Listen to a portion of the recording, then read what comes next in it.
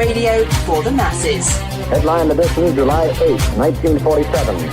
The Army Air Forces has announced that a flying disc has been found and is now in the possession of the Army. If the game is rigged, change the game. Game changer.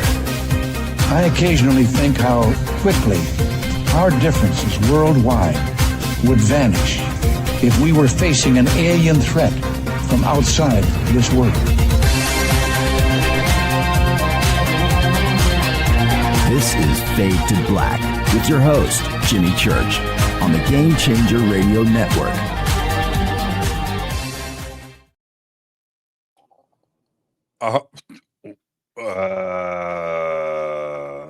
There we go.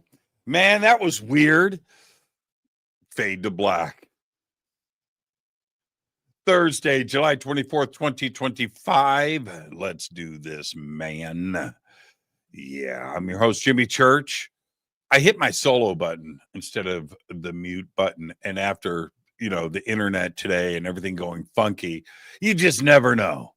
An amazing week on Fade to Black. Today is my Friday. It's your Thursday. Monday night, we have Michael Cremo here.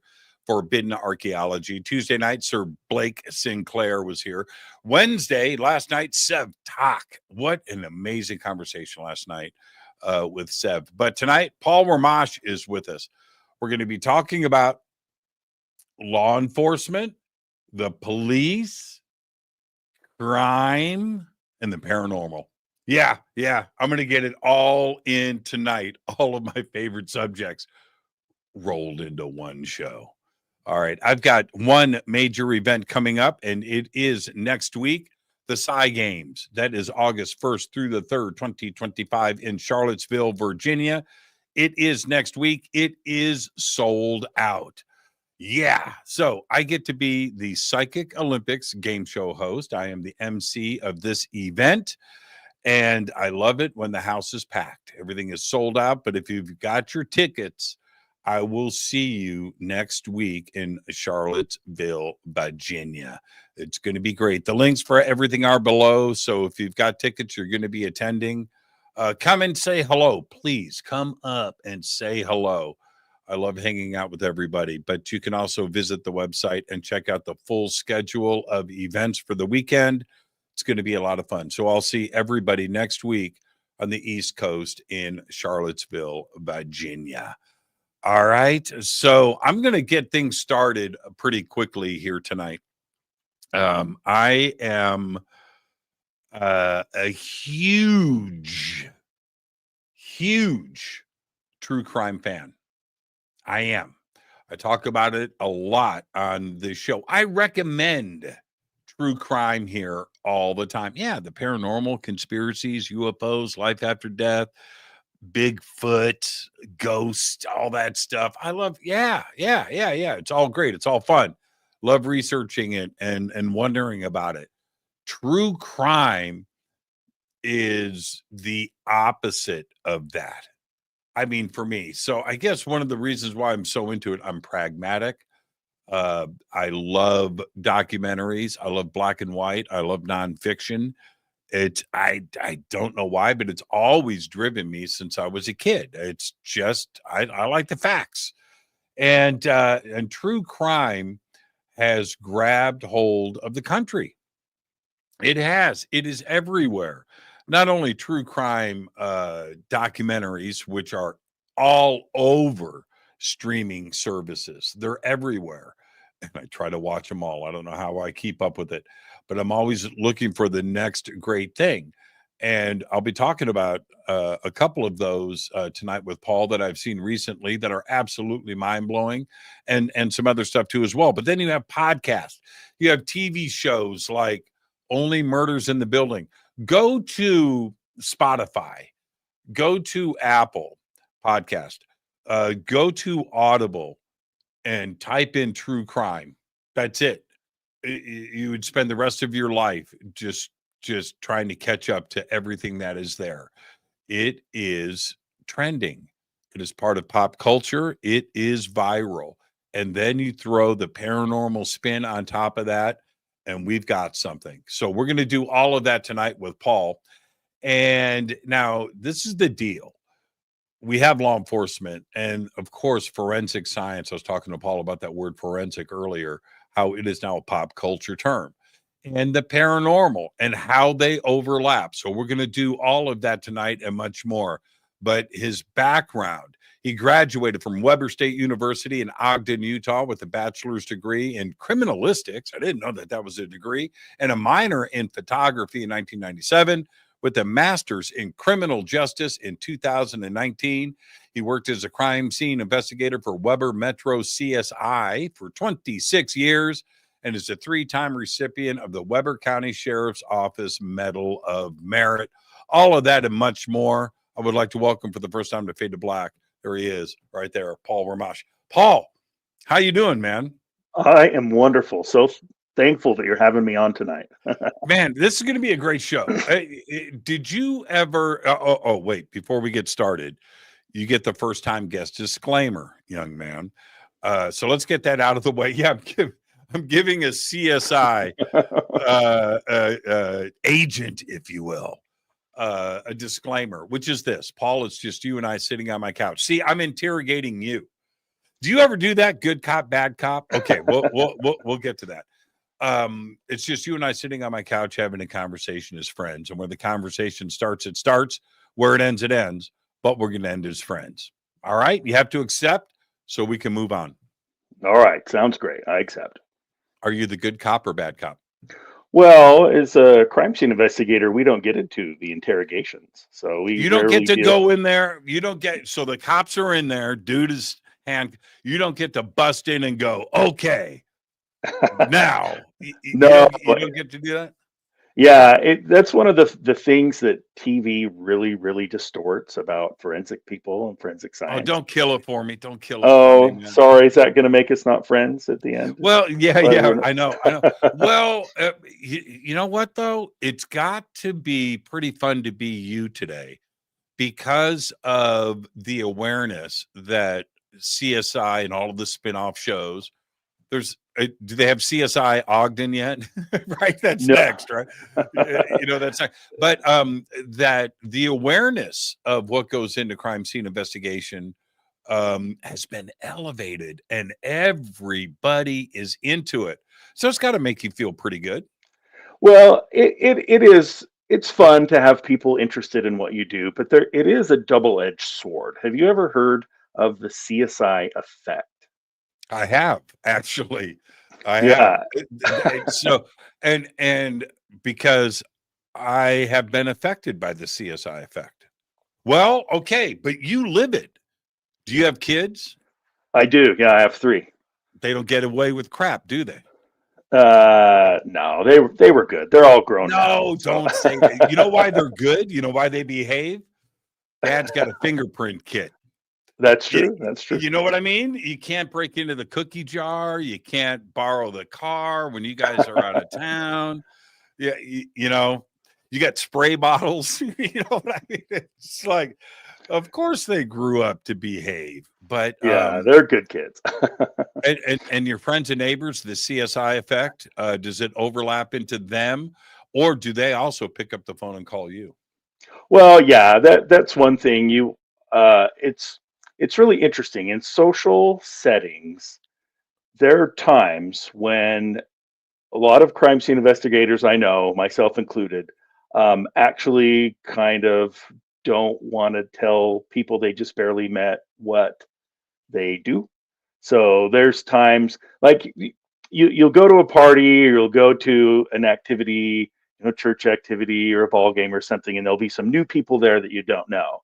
And they'll say, "Oh, so what do you do?" I mean, it's a pretty common question, and it's how do you put this? So people will if you tell them you're a crime scene investigator, they'll always say, "Oh, what's the grossest thing that you've ever seen?" Well, that's my next question. And it's coming. Yeah. Yeah, and then you tell them, and they look at you like you are a monster. And because you have just you've kind of crushed their little world, you've told them something really, really terrible. And I always feel a little bad about it. Like they ask the question, and when you tell them, yeah, you've rocked their world. It was funny during COVID, kind of towards the end of COVID when things were opening up a little bit. Some new people moved into our neighborhood, and my wife and I went to visit them, and we were just talking and getting to know each other, and discussing how we had fared through the pandemic and everything, and I mentioned, oh gosh, during COVID they were like, huh, there's a disease out there that could kill you guys. Well, good luck. Like, we still had to go out and work. Like all the first responders, CSIs, they were just like, huh, well, good luck, guys. And so like I was telling the people, I'm like, yeah, we worked through COVID and we were still going on calls, but that's not what worries me. I'm much more worried about getting something like MRSA. And then I told them this story about a time when I we had some new CSIs in our organization, and we had received a call to go to a death investigation at in a trailer park, and there was a little trailer. There was a guy who had died inside, and so if my friend Cam is listening to this, Cam was there too. Shout out to Cam.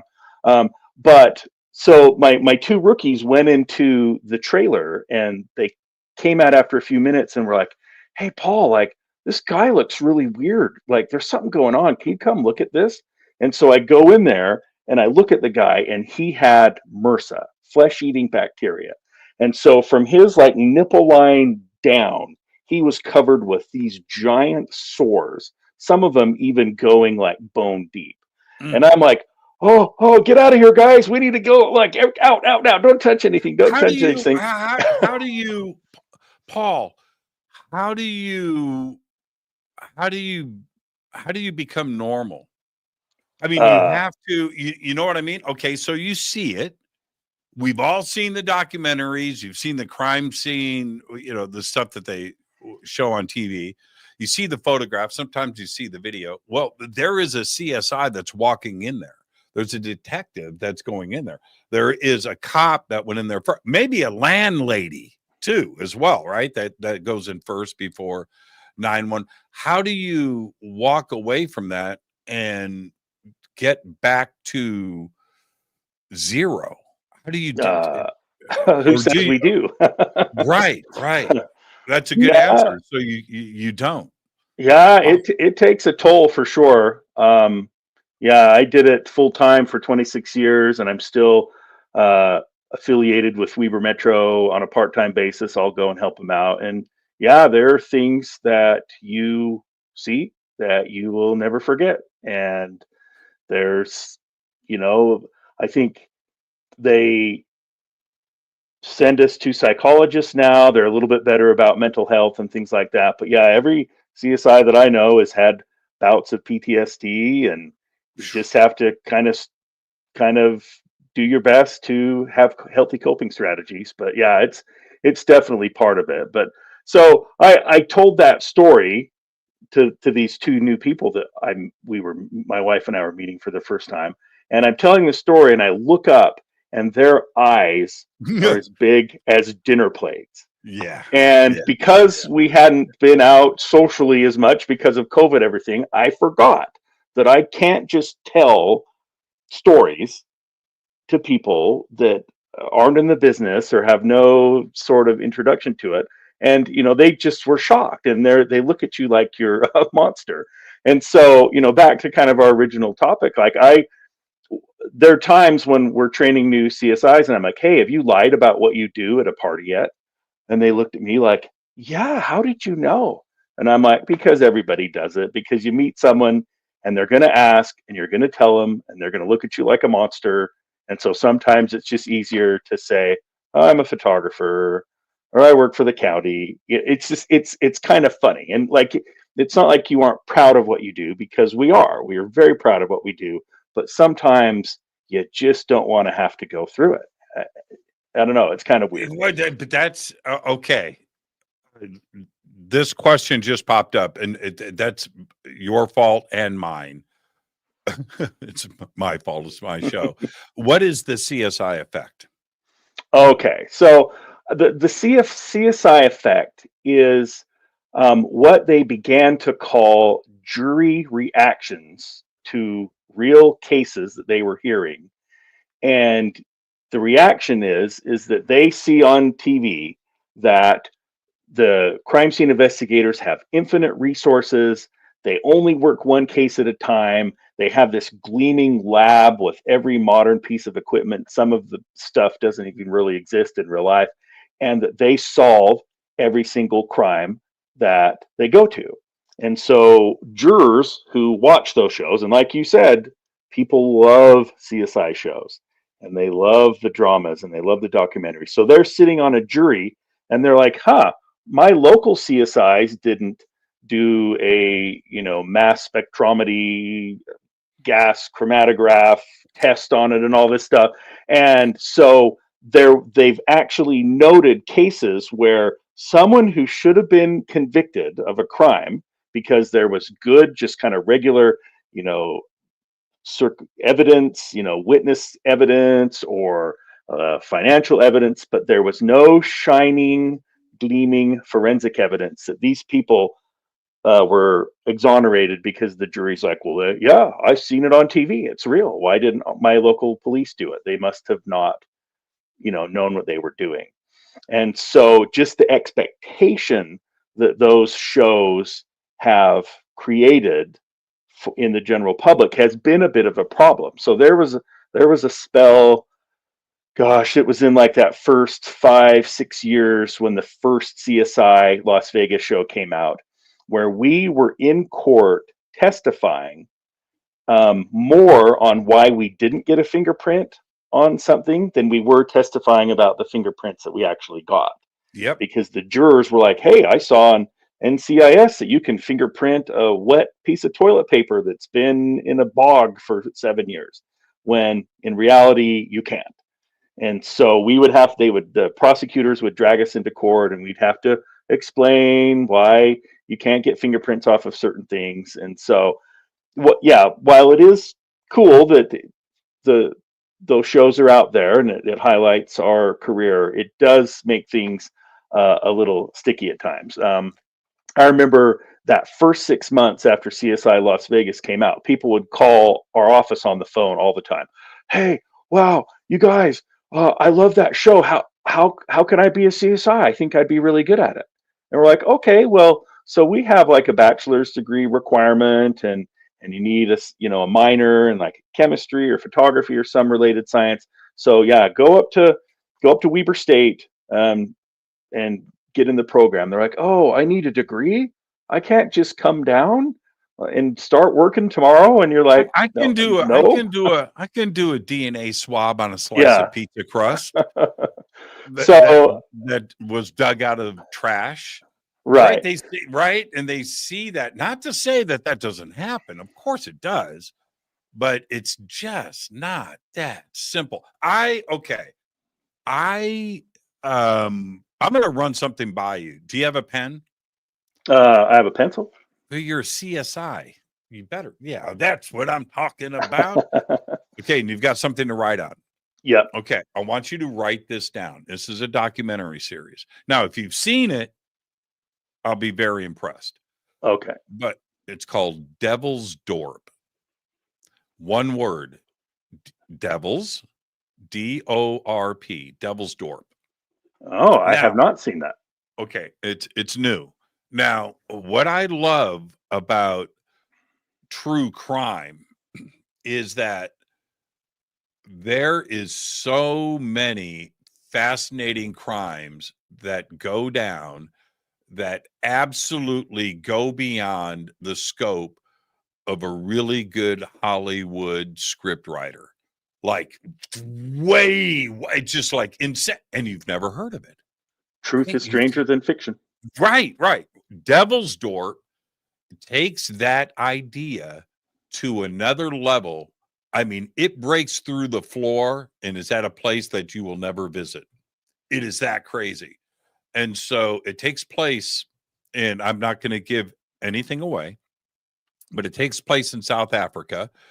And there is a small town outside of Johannesburg that has a string of unsolved murders that they can't really connect. And they kind of group some of them together, and all right.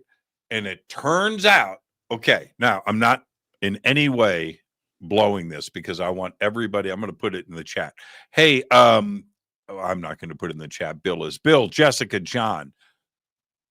Look up Devil's Door and put the link up in the chat for everybody. Make it easy for everybody to go and check it out. It was so whack that I halfway through, it's 3 episodes, halfway through the second episode, I stood up and went, cover your ears, Paul. There's no way this shit is real. No way. No. I can't accept this. I picked up my phone. I don't like doing this with true crime, but I needed to know. And I punch it, and sure enough, it's a real case. And man, so that is why I love true crime. And to watch the forensic stuff, everybody. Okay, did you get it up there or not? Okay, I'm in the middle of a show. You guys have a job to do. It's Devil's Door. I know it's a weird name, but there it is. Okay, get the link up for me and pop it up for everybody. You guys can thank me later. And there was another. Yes, that's right. Yes, correct. Okay, everybody's hip to it, except for you, Paul. I wasn't hip to it. I searched for true crime and I happened to find it. What this turns out to be is not only amazing CSI work, which was going down, but it's a small town and everybody knows everybody. You have that part, and then you have the string of, how do I say this? Just good old-fashioned luck, right? That comes into play, doesn't it? You have to have a good dose of luck and talent sometimes to put these cases together. Oh, for sure. And like watching some true crime documentaries, if you have a detective or a CSI who's like, there's no such thing as a perfect crime, it's like, yes, there are. There are so many unsolved homicides that go on every year. And there are times when you do need some luck. And the really, really smart criminals are really, really, really hard to catch. And you need a good dose of luck. I worked a case, man, it was I always had the worst luck on Christmas. We were talking about Christmas before the show. I I always ended up working Christmas, it seems, for 26 years. Seems like I worked the majority of them, but I always had bad luck. I had murders and rapes and all these terrible things happening on Christmas. And we had a case where this guy killed his roommate and he dumped the body on the side of the road early Christmas morning. And usually in Utah, Christmas morning is dead. People aren't out and about. And it was a little bit in a secluded area. And the very next day, it snowed like 18 inches, and that snow didn't melt for months and months and months. But just as the guy, Christmas morning, was dumping the body, somebody drove by. It was probably the only person that had driven by on that road all morning, and they happened to just drive by right when they were dumping this body.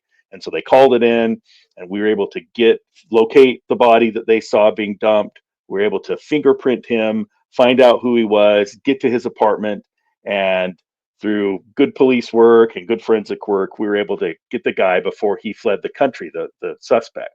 But it was total luck. If that body had been buried up in snow, we wouldn't have found it until March. And by then the guy would have been out of the country. Like, he had thrown all the evidence in the garbage, and garbage day was the next day.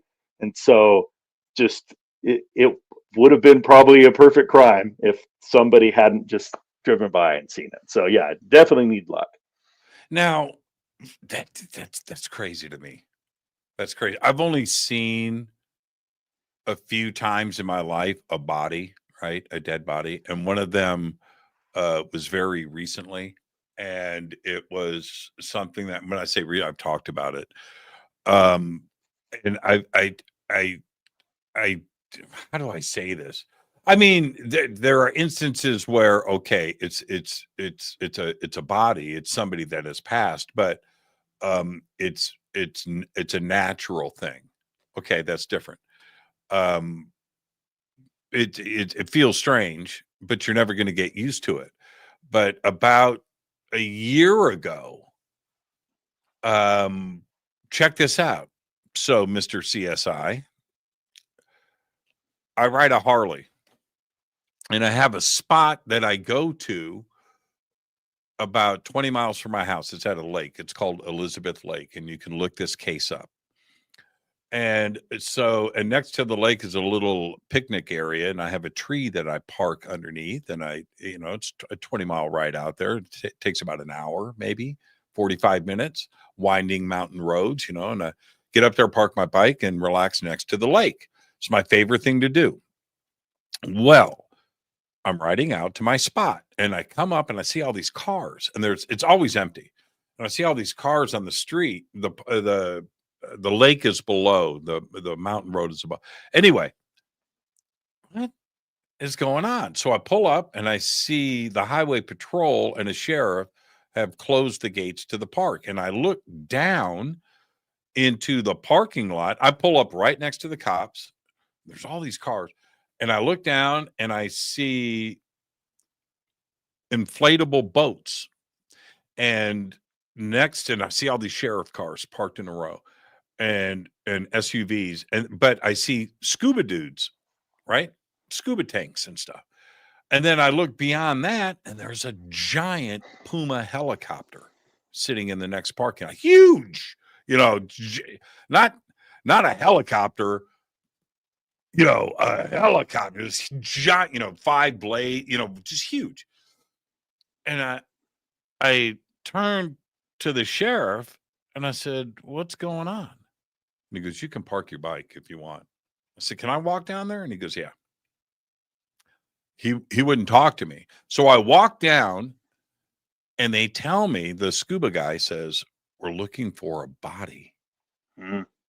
A guy went out kayaking yesterday and never came home, but we found his kayak. I said, "What? What?" I was there the day before. Okay. Shooting video with my cell phone the day before. I said, "What time?" "We don't really know." And I remembered the kayaks that were up there, and I was like, "Whoa, did I meet this guy?" So I walk and I talk. So anyway, I go back. I go back the next day. Now they have semi trucks there, field offices, and they have all of these boats in the water. There's search crews in the mountains, and it is full of activity. And the family is sitting underneath this tree over on the other end of the parking lot. And I see them sitting there like a vigil. And I split. I come back the next day and everything is gone and the parking lot's open. I thought, wow, they must have found the body. I'd read about it on the news. So I go down there. This is where I'm going to cut the story short. So I go down there and I go up to the family, and I talked to a guy that was there. "Did they find the body?" He goes, "I don't know. I don't think so." And so I go over and I talk to the family, and they're crying. It was 2 ladies. They're crying. And at that moment, I'm sitting on my Harley. The scream happens. Like this blood curdling scream. And it was right in front of us, like right there, 15 yards from me. It was loud. And I see this person come running down the hill. I start my bike. I take off. I go up to the top of the hill, and I look, and I see this girl screaming, and I pull up to her, and I look down. She's looking down the hill, and there's this kid holding the body by its pant leg, by its foot, and the body's floating face up. And I'm like, what? And I'm looking, and I took pictures. I deleted them, by the way. I don't even think I looked at them. I couldn't believe it, that suddenly, and I waited. The police finally showed up. and then I drove away. I didn't want to hang out. It was just something that was burned into my eyeballs. And I talked about it on the show that night, which swings me right back to you. How a small lake, which is just on the other side of a pond. Okay? It's not big, it's not deep. It's right there. You can see all the sides. All of those scuba divers, a helicopter, the search crews, there were hundreds of people out there searching. How do you miss a body in a pond? How murky is the water, though? They fish out of it. Yeah, because if the visibility is no good, like those divers go in there and they can't see more than just a few. Does the body sink and then it sink and then float? So it might have been under the water. I didn't even think about that. Yeah, so they will, when someone first drowns, they usually will sink right to the bottom of whatever body of water it is, and then depending on how warm the water is, the decompositional processes will begin. And if the water is really cold, it takes a while, but eventually enough gas will build up from decomposition that the bodies will pop up. And so that's extremely common. Okay. And unless they're like wedged somehow under the body of water, or if it's super, super, super cold, it will take a while. But yeah, if the divers were in, the visibility wasn't good, they could have missed them. It's definitely not perfect. I couldn't believe it. So back to my original question with you, as I rode away, all I could see was what I just looked at, right? And all the way home. And I got home, I deleted the pictures off of my phone of the body. I didn't want to see them again, but it stayed with me. It still does. I mean, I still see it. Yeah. How do you process that?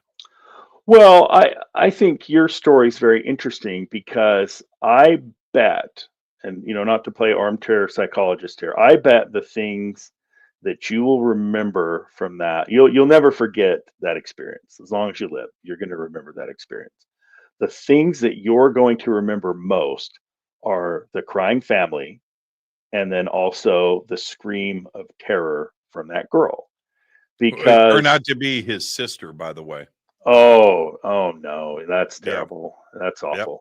So you're going to remember that, and seeing the deceased can be traumatic, and yeah, if he was down in the water for a while, the water will go between the layers of skin, and so skin starts to slough off. Bodies that have been submerged are pretty ugly, but I look back on some of the experiences that I've had that were more trying, and I remember the living people and their reaction to the death of their loved ones.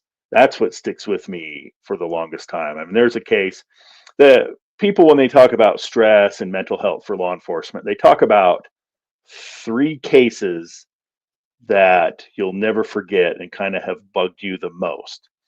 And so it's pretty common for people to talk about this.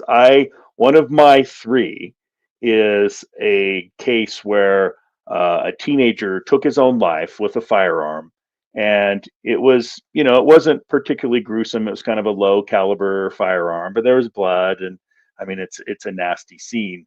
But when they were removing the body from the scene, his mother ran up and just laid over the top of the body bag and was just begging him to wake up, and for them to not take her son, and for him to wake up, just like, come on, baby, wake up, wake up, wake up. And I was like, oh my gosh, like I had been in the room with the body for an hour and a half, but seeing the mother and her reaction, that's the thing that I'll never forget. And that just tore my heart out.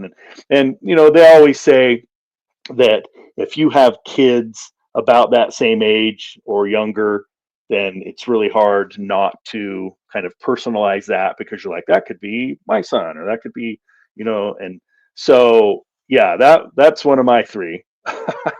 So yeah, seeing the body was traumatic for you, but I guarantee you, years from now, you'll remember that scream more than anything kind of body wise. And so, Yeah, I didn't. I was taken by surprise by the whole thing. I didn't know that the body was found. That was the first yeah, thing. I didn't know that. I heard the screaming. I had been shooting images of the lake. Not only, I mean, I'm out there all the time. I'm posting pictures of me out there at that lake a couple times a week. I did it this week, and I'm always shooting video. It's my spot. So when this whole thing was going on, I was shooting video and taking pictures of the sheriffs and the helicopter and the boats, and it was a big crime scene. It was incredible the amount of resources that were out there. So I was documenting like the whole process of everything. I just didn't I didn't know that I was going to be a part of it. yeah, That was really weird. And so when I pulled up on my bike up to her and she's standing in front of me, I was just, okay, all right, what's going on here? And I just grabbed my phone, click, click, click, and just kind of, click, click. And I see him standing down there, click. Oh, oh, oh, oh. It was like that. I didn't know. yeah, I didn't know. And it really took me by surprise. If I would have known that's what was going on, I would have never taken pictures. And out of respect to the family, there was no way I was going to keep them or post them. Yeah. I went back. That was the other thing. I went back and looked at the video that I shot the day before, and he wasn't in the video. mm. No. That's unfortunate. Yeah. Now you live in Utah, so you were CSI in Ogden. Okay. So, is there a belief in the paranormal in Ogden? Oh yeah. Really? So you guys have ghosts in Utah? So Ogden I'm is just a cracking really a very tasteless joke. That was really bad. But do you guys have ghosts? so Ogden is a very, very interesting town because Ogden has always been considered a rough town for Utah. And my grandmother grew up in a farming community near to Ogden, and they were told never go to Ogden. It's very bad there. And the reason is Ogden is called the Junction City because back in the day when railroad was king, you could not take a train from the East Coast to the West Coast and not go right through the middle of Ogden.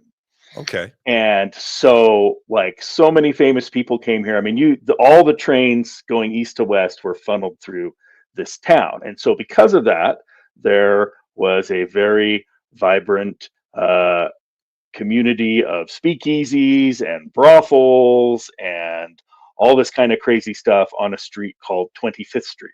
So 25th Street now has been more gentrified, but there's still a lot of great restaurants and a lot of fun stuff down there. It's a really cool street. If you look up 25th Street in Ogden, you'll see it's kind of picturesque. But that whole street, because there was a lot of crazy stuff back in the day, there's ghost stories all over the place. And at the top of 25th Street, there's a hotel called the Ben Lomond Hotel. And I think they've changed the name now, but if people are interested in reading about, they just Google Ben Lomond Hotel Ogden Haunted. It's considered... Oh, man, that is beautiful. Yeah, it's a cool building, but it is considered one of the most haunted locations in all of Utah. And there's tons of stories. So, yeah, it looks haunted. Yeah, and what's interesting about... though. Beautiful. Oh, it is. Man. The lobby is so nice.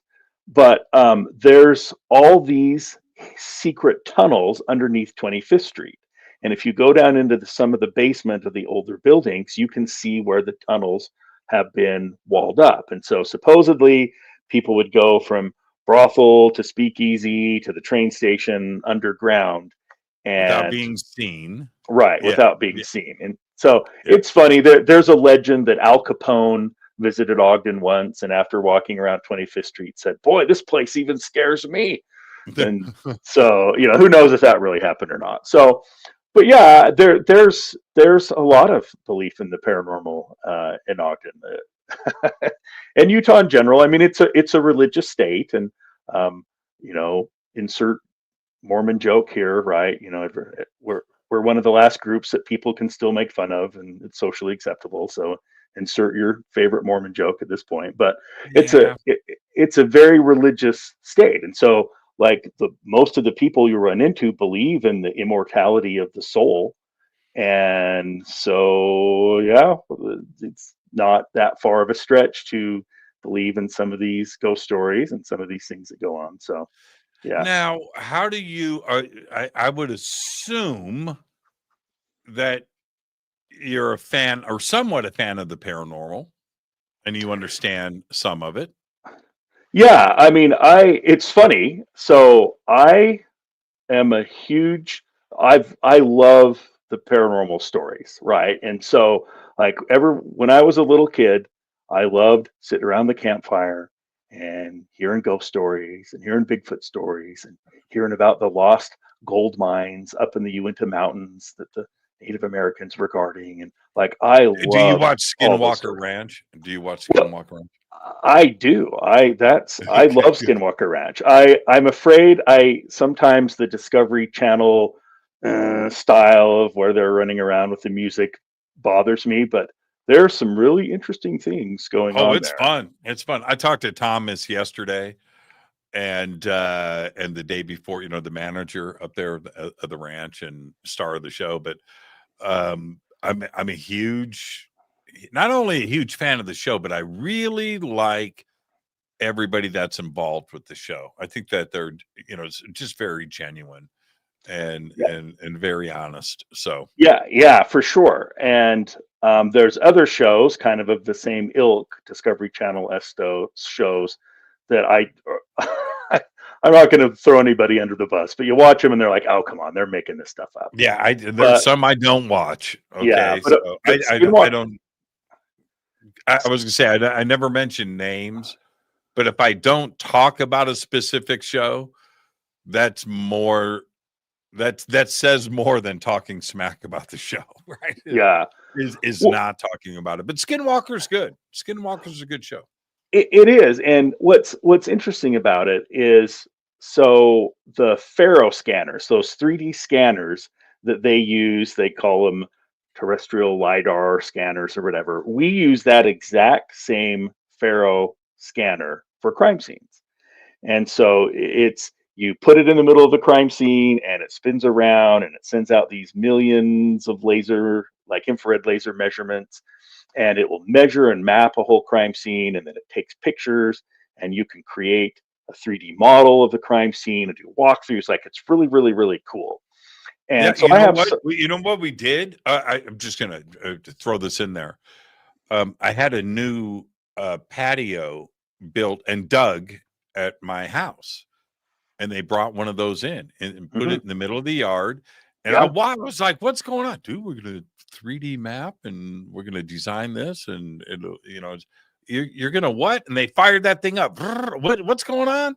And then I saw it. You know, they brought it back and showed. I was like, "Oh my god, it was perfect, perfect." So yeah, I could see that for you. Probably every crime scene, nearly. I mean, it's super easy. Yeah, and it is time consuming. And so like for minor cases, you're not going to drag it out and spend 3 hours scanning a house if somebody stole a pumpkin from their porch, right? But for homicides, fatal crashes, bigger cases like that, yeah, they're indispensable. But so what's interesting is as cool as they are very finicky. So they will not see, like if you have rain or snow falling, the scans are messed up because even just one raindrop or a snowflake or fog or any of those things, it will mess up the scans. And so I'm watching Skinwalker Ranch and they do those scans and they're showing something up in the sky. They're showing that it's scanning below the ground. And I'm like, those things don't do that. Like they can't penetrate the ground. Like they can't even penetrate a piece of tissue paper. And so like all those weird anomalies that they're getting from that, I'm like, and if they're if this is true, if they're not making this up, which I don't think the Skinwalker people are, I'm like, something is very, very, very strange here, because they behave, those scans behave on that show like they do not behave in real life. It's very, very weird. Now, the reason why I bring all of this up is that you must have had the first time where you were involved in an investigation and you went, okay, let's take another approach to this. There's something else going on. And then how do your coworkers, how do other people around you react to that? And how does law enforcement today deal with the idea of involving the paranormal, or the possibility of the paranormal getting involved into an investigation? Well, it is, that's a good question. Now, I would say my beginning in this is beginning in mixing the paranormal and law enforcement, or the interface of those two, is that if you are around death long enough, you're going to experience some weird stuff. Okay. Now, is it a ghost? I don't know. Is it energy trapped? Is it energy that is latched onto something? I don't consider myself a paranormal investigator. I'm not out there with my electronic voice phenomenon recorder or my little tri-field meter. Like, I like to collect the stories. So if you're around that long enough, you're going to experience something weird. And so the genesis of my interest in it is, like I said, I've always loved stories. I love telling stories. I love hearing stories. And in law enforcement, there is a very, very robust storytelling culture, because unlike the TV shows, there is a lot of downtime. If you watch CSI Miami, it's 40 minutes without commercials, and they just are running around and everything's frenetic, and they solve these crimes in 40 minutes and everything's boom, boom, boom. But in reality, real cops, real CSIs sit around and have lots of time. And that's not because they're not doing their work, but if you have a crime scene that you're waiting for a warrant in the middle of the night, it takes sometimes hours to find a judge awake to sign that warrant. You sit over at the courthouse waiting to go in and testify on the trial that you worked on, and you could sit there for 5 hours waiting for your turn to testify. There's the late nights sitting at 7-Eleven drinking your favorite beverage, waiting for a call to happen in the middle of winter. And so cops, CSIs, firefighters waiting around, they love to tell stories. And it's always one of my favorite parts of the job. I just think of many times just sitting there, doubled over with laughter, somebody's funny story about this or that. And so I love that part of the job. Well, around Halloween, you get into spooky season, I would always just start asking, or there was a time where I just started asking the cops that I was out on calls with and other CSIs, hey, have you ever had anything strange, any ghost story or anything weird happen to you? And some of them were like, oh yeah. And they were just like, if you had a good relationship with them, they would just, oh yeah, this and this and this happened. And, some of them, if I didn't know as well, they would kind of feel you out. Like, is this guy going to make fun of me? And when they figured out I was serious and was interested in their stories, and when I started to ask, it was like a floodgate. Most of the officers that I asked this question to, the majority of them had something strange or weird, that paranormal, or maybe just something they couldn't explain, that happened to them. And at a crime scene. Yeah, at a crime scene or a crash scene, or out on patrol at night, just in the course of fulfilling their duties, weird things would happen to them. And so, like, after doing that for a few years, I mentally just had a bunch of stories kind of in my head. Oh yeah, that guy told me about this, and that guy told me about that. And eventually my wife's like, hey, you should write those down in a book. And I'm like, oh yeah, that would be kind of cool. And so just spent the next few years gathering a few more stories and writing them down. and then eventually got the book published. And so that's kind of how that all started. Now, you asked the question, was there a case that was The case moment. zero? The moment. The moment. And yes, and it is one of the most still disturbing and interesting cases because a spirit, it appears that a spirit of a woman who was murdered by her estranged husband followed one of my crime scene buddies home from a crime scene and started to haunt his house. And the story of how it all happened is really interesting. But that was and I'll tell it here in a second. But that was the one where I'm like, yeah, there's really kind of something to this. And so the story goes is that we were on a double homicide scene. A mother and her adult daughter had been murdered by the adult daughter's estranged husband. He had taken them hostage, and during the course of the back and forth, he killed with a firearm the mother and her adult daughter. And so we get to the crime scene and we're working the case. And my friend Mitch, it was part of his, it still is part of his mental process of trying to figure out a crime scene to speak to the deceased individual.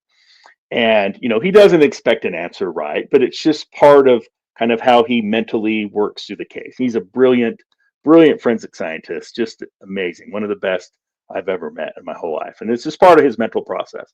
So there's ebbs and flows. Like sometimes everybody's where the deceased are. Sometimes you're alone. People are doing different tasks. And so at one point, Mitch is in a room with these two dead women, and he kneels down in front of the daughter, the adult daughter, and says audibly, "Tell me what happened to you."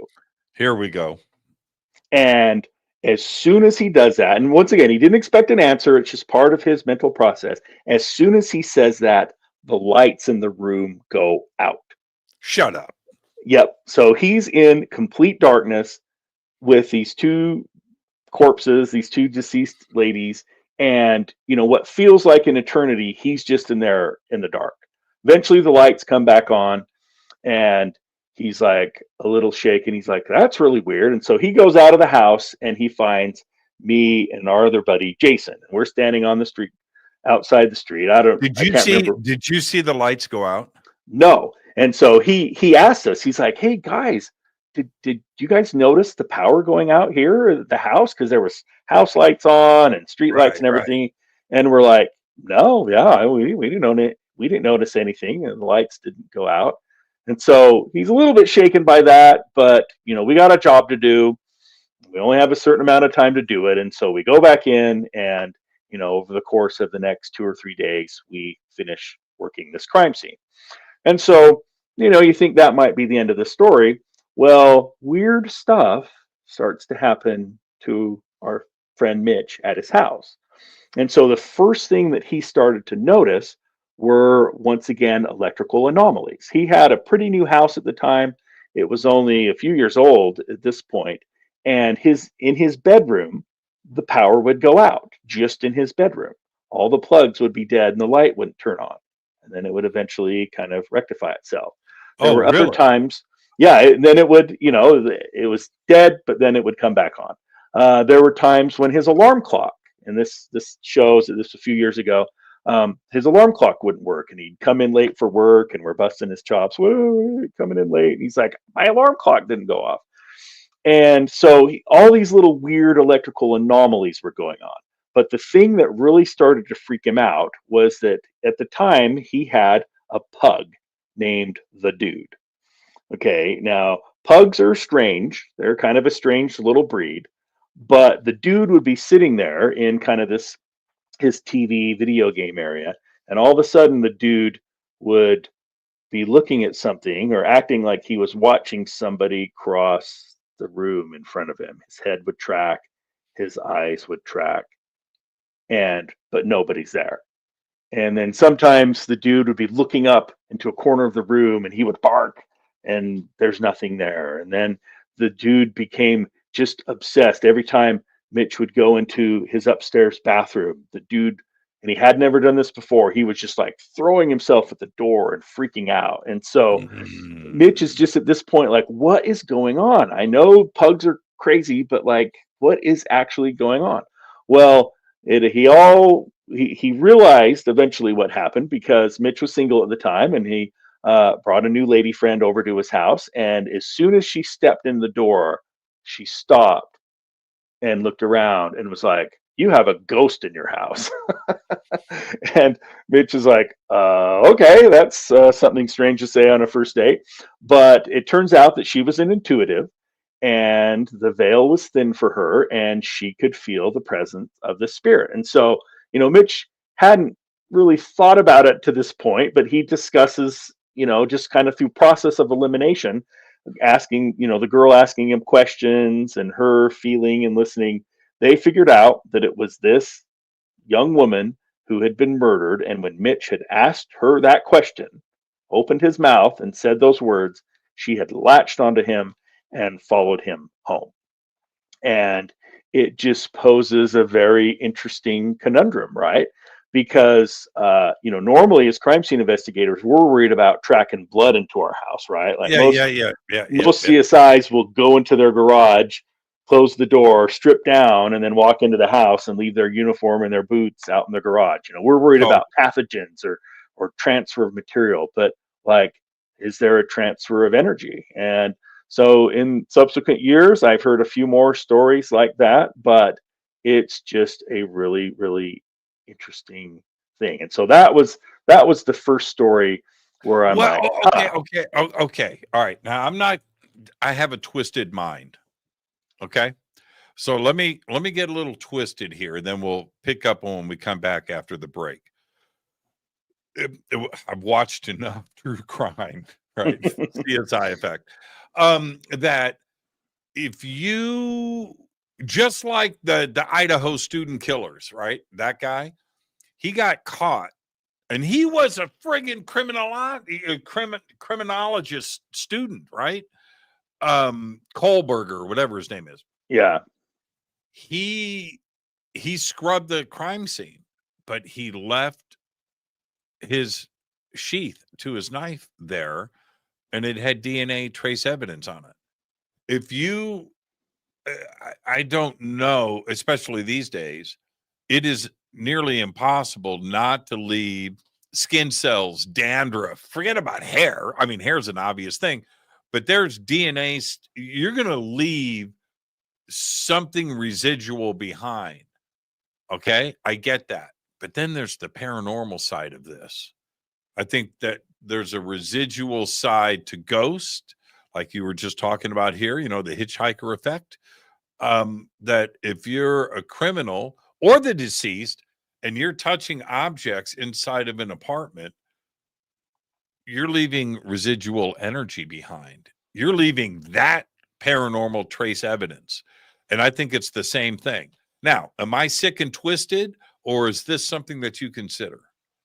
Oh, for sure, because it's a really interesting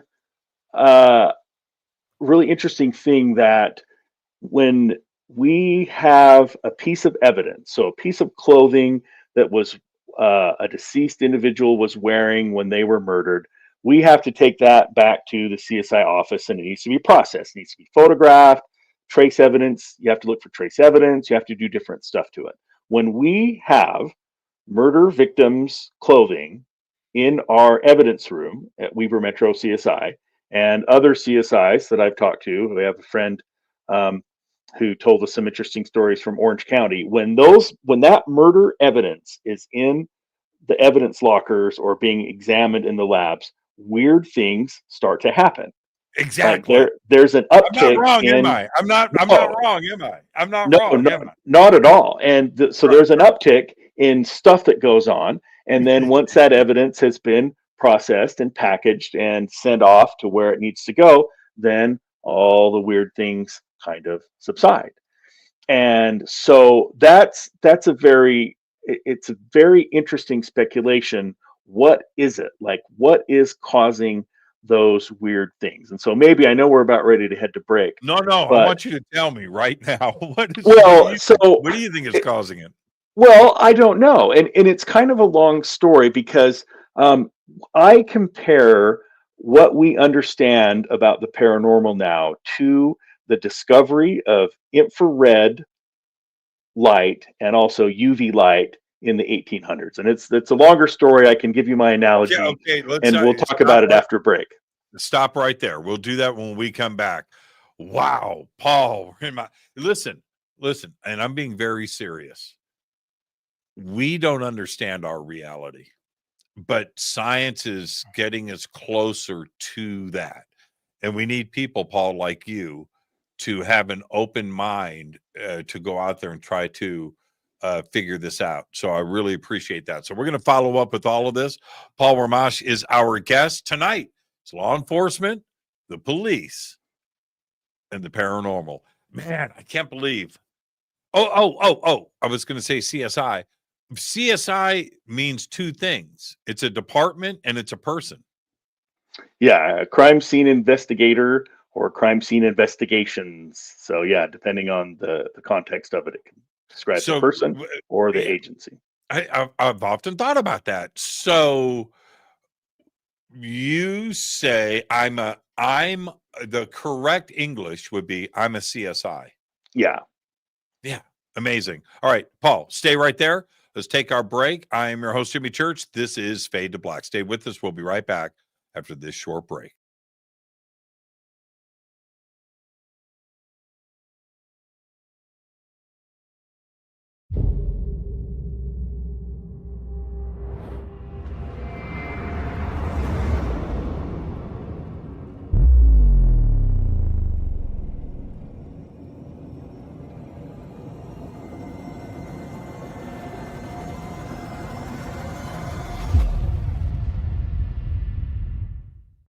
Subscribe to our YouTube channel to get your alerts and access to over 2,000 videos. Click that subscribe button right now.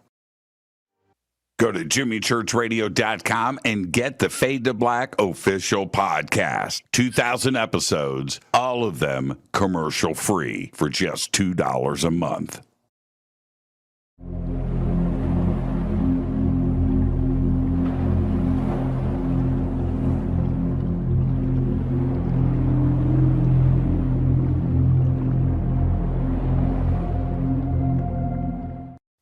Watch Into the Vortex on Gaia TV. It's Fade to Black for the screen. Simple to do. Go to Gaia.com, search Jimmy Church, or click on the link below.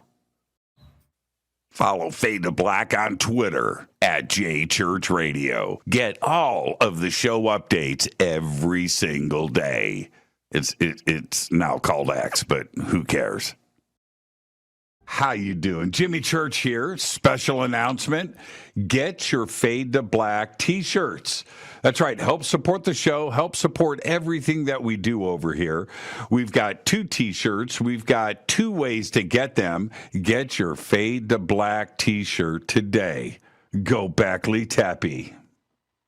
Go to jimmychurchradio.com and become a Fadernaut. Get a membership. That's right. Everything is commercial free. You have access to downloads, and you get to call yourself a Fadernaut. Jimmy Church, Gaia TV, Fade to Black, here at Machu Picchu with Brian Forster and Hidden Inca Tours.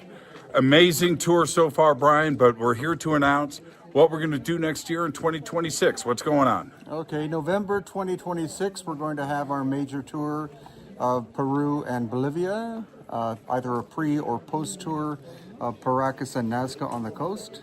And then after that, 6 days in Easter Island. Bucket list, Easter Island.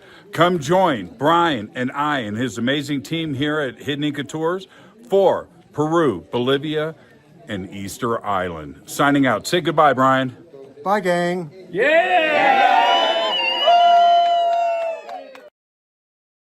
River Moon Coffee, makers of the Fade to Black blend. Truly the best coffee on planet Earth. Just visit rivermoonwellness.com or their Amazon store. It's all simple to do. You can check out the Fade to Black blend, the Game Changer blend, or any of their Black Moon Wellness products. It's the only coffee I drink. It is the best, and it's Doc. Again, rivermoonwellness.com.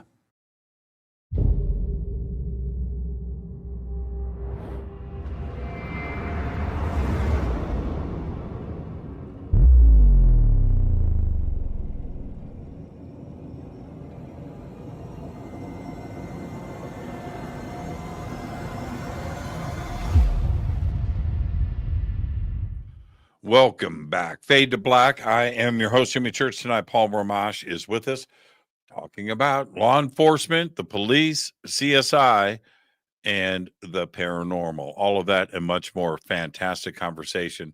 Paul, what do you mean? I think you said 1880s, infrared and the paranormal. Okay, so it's a really interesting comparison. And so since I made the jump to full-time academia, as part of being a college professor, you have to do research, right? And so I actually really love research and writing research papers and stuff like that. It's quite fun. But the thing that I've been doing a lot of research on lately is infrared photography.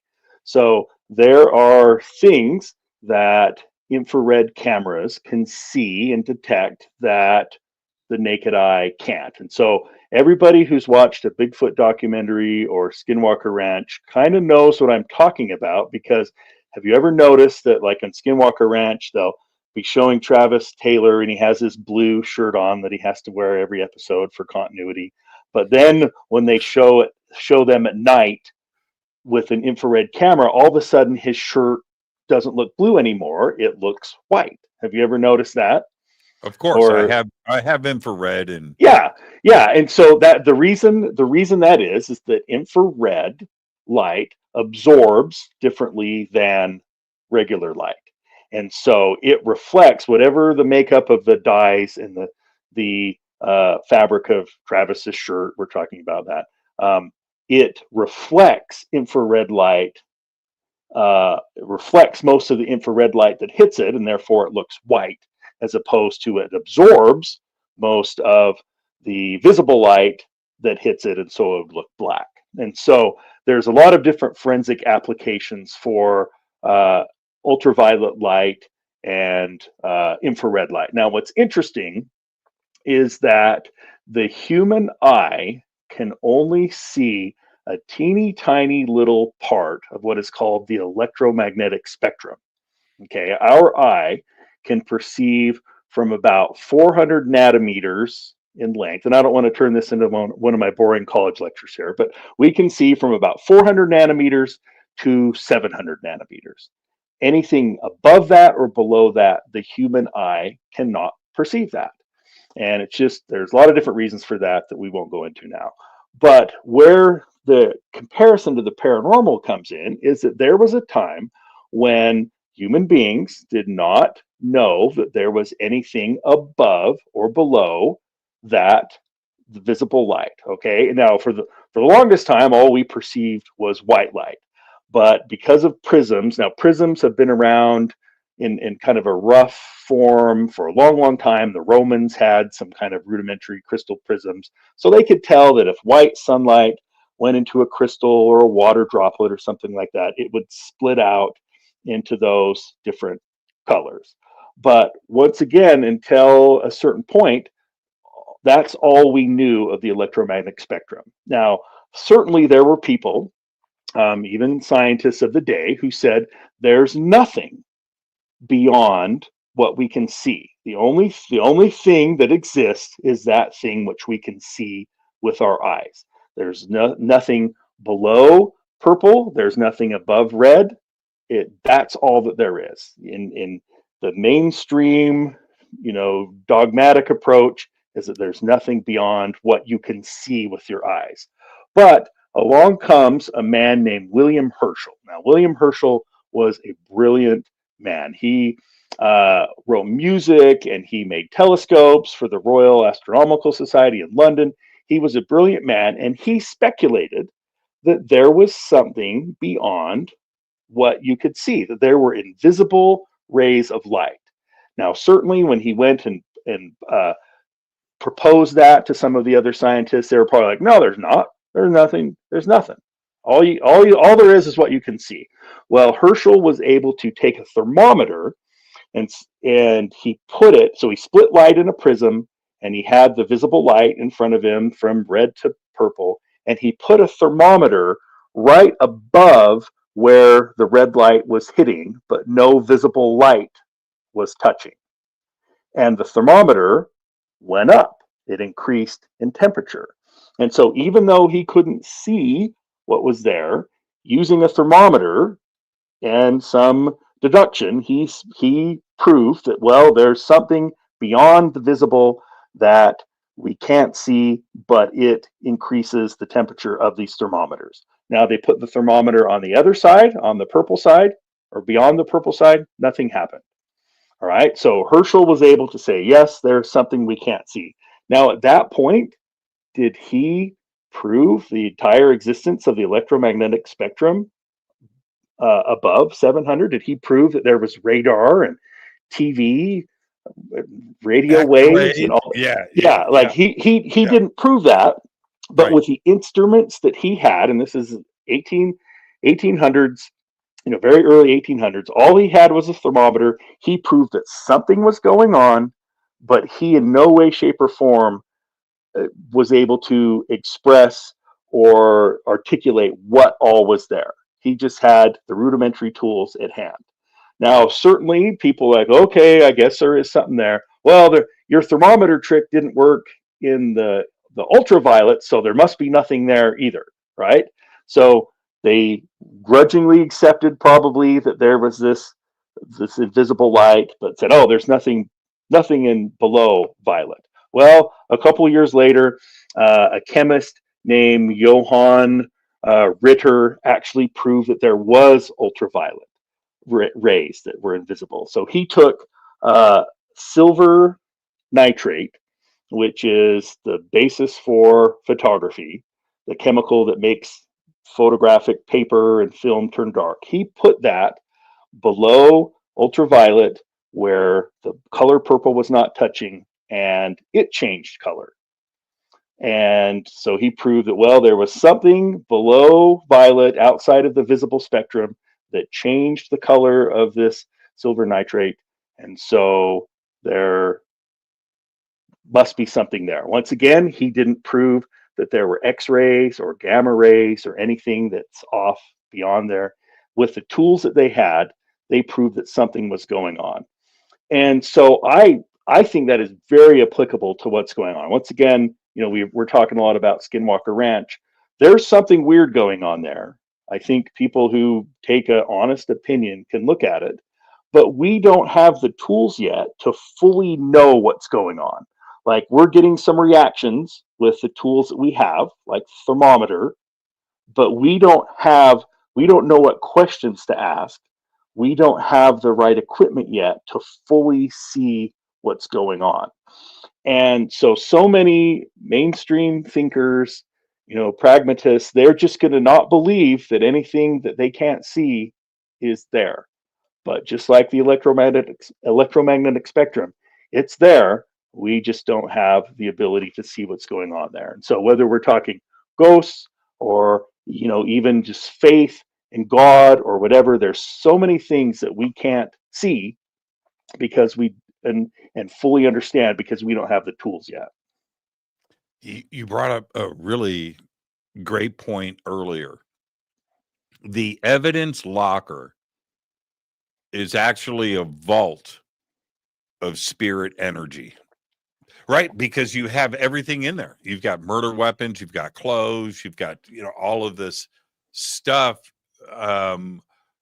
that was present at something very traumatic, right? And they're just the evidence lock. I would not want to be the guy or girl, working at the desk, right? Checking that stuff in and out. They must be witness to stuff all the time.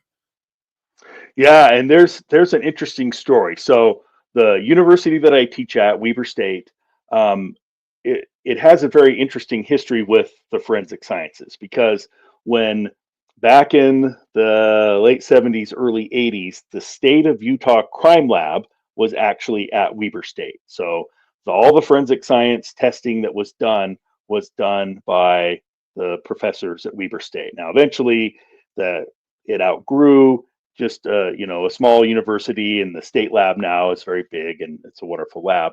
But for the longest time, the state lab was at Weber State, and so they had evidence lockers that when there was a case that they needed to have analyzed, they would bring the evidence and put them in the lockers. And when I went to school for my undergrad, that locker was still there. Now, what was interesting is that when you talk to the custodial staff of that building, weird stuff always happened on the floor and the classrooms that were in the closest proximity to that old evidence locker. And there's a lot of weird stories from it. Like the overnight staff would hear noises. They would be like, what's going on? Like, I hear people talking and laughing. Like, there's no classes this time of night. And they would go up and those rooms were empty. And one of the staff that had a lot of weird things happen to her, she went into the room that was the closest classroom to this evidence locker, and she cleaned the room in the evening and straightened all the chairs and everything. And she walked out of the room and realized that she had forgotten something. And so she turned back, and it was only a matter of seconds. And all of the chairs, she had made them straight. All the chairs were turned. So the left corner of one was touching the right corner of the other in this whole room. All the chairs were turned like that. No. I would leave. She worked there for years. Yeah, I was going to ask you that earlier. Have you ever gone, I got to back out. This is too much. Have you ever had an experience like that on a crime scene? So I haven't. And that's a good question. So I haven't because, like, I got a job to do. And I don't know, maybe because it's part of my faith tradition to believe in the immortality of the soul. I don't know. It doesn't bother me too much, like at the crime scene, because like there are times when you can feel the deceased individual's energy, spirit, whatever you want to call it, however you want to approach it, you can feel them there. And it was a case. It was one of my first kind of gruesome murders that happened early in my career. So like it was very memorable. The poor deceased woman was stabbed dozens of times. It's a really bad cut up. But you could feel her there. So it was so bad that because on TV, once again, people work a crime scene in 40 minutes and everything's done right. But in reality, if you have a really complex scene, you can be in and out of that for every day for a week or more. So you're there and you're there and you're there. And so this was the case. Like it was, it wasn't super, super complicated, but there was a lot of blood spatter evidence that needed to be documented and kind of mapped to try to trace the murderer's movements through there. And so we were in and out of there every day for like a week and a half. And it was so bad that like after a few days, we would walk into the apartment and just call the spirit by name. We'd be like, "Hi, we're here." And we'd talk to her because you could just feel her there. Everybody who worked that scene could feel her there. And there's an interesting story, and there's a story in my book about that case, because one of the things, like I said, I'm not a paranormal investigator. I don't pretend to be a ghost hunter or anything. But in putting these stories together, there were certain tropes, I guess the kids would say now, of story, right? And one of the tropes, or one of the kind of boxes that you could put these in, is there were certain stories that I heard that really, really defy conventional explanation, because the people who were reporting the ghost story had knowledge that they wouldn't have had just from that wasn't available, right? Like it wasn't in the media.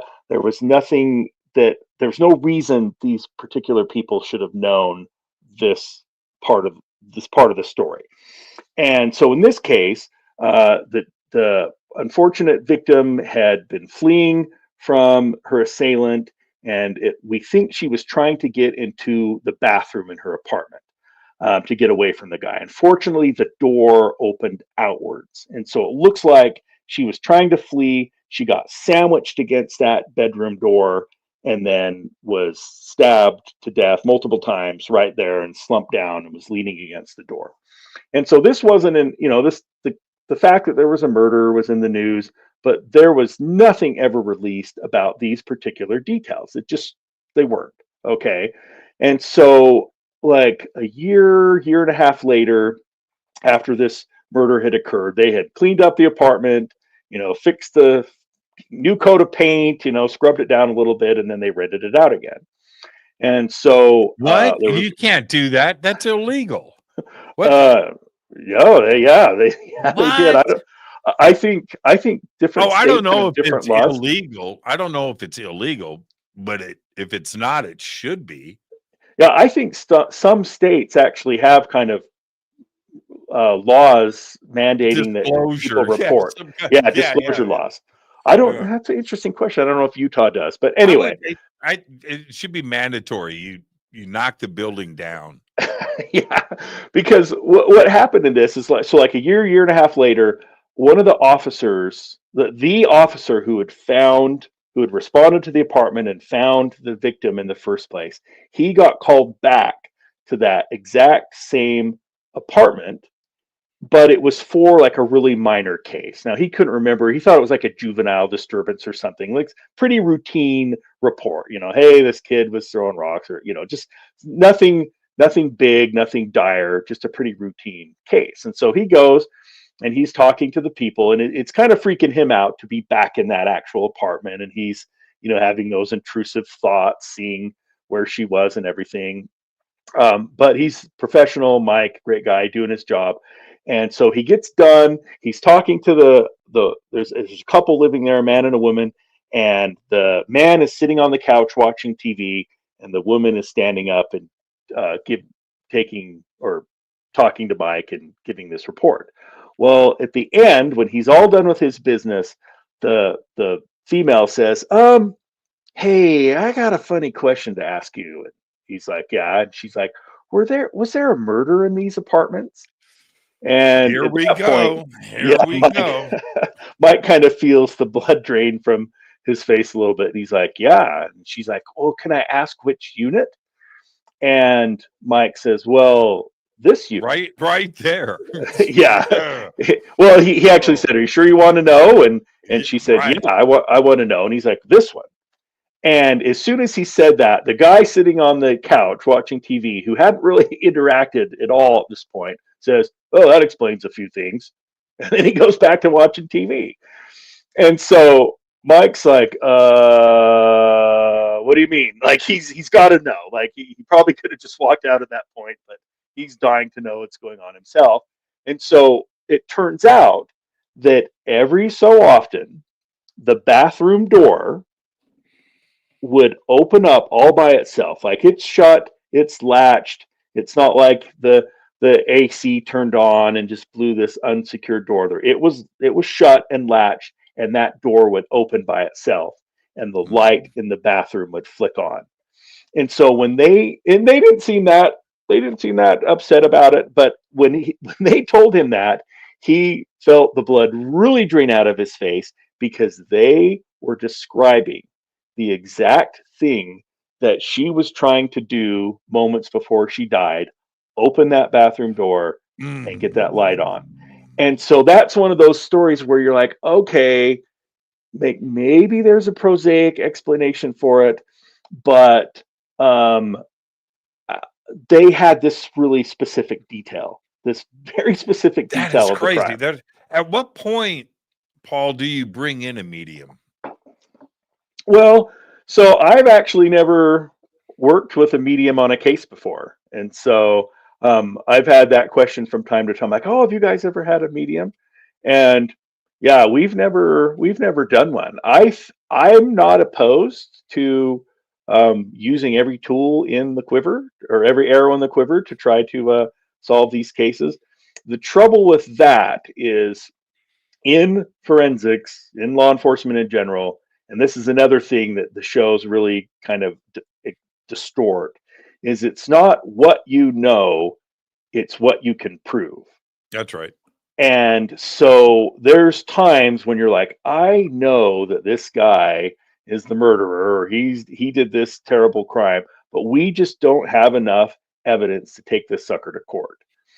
And so that's the trouble with using mediums is, okay, even if you get some information for that, can you then take that to court? And so there's tons of interesting stories out there where they've provided some good information. But yeah, I've personally never worked a case where we've used one, but Well, it seems that, I mean, a good medium, a real medium, and I know a few that I would classify as, legit and amazing.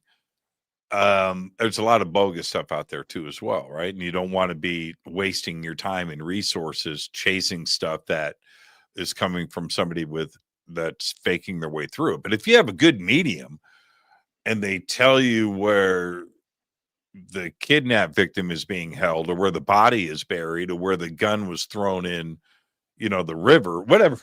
Man, I watch way too much true crime, way too much true crime.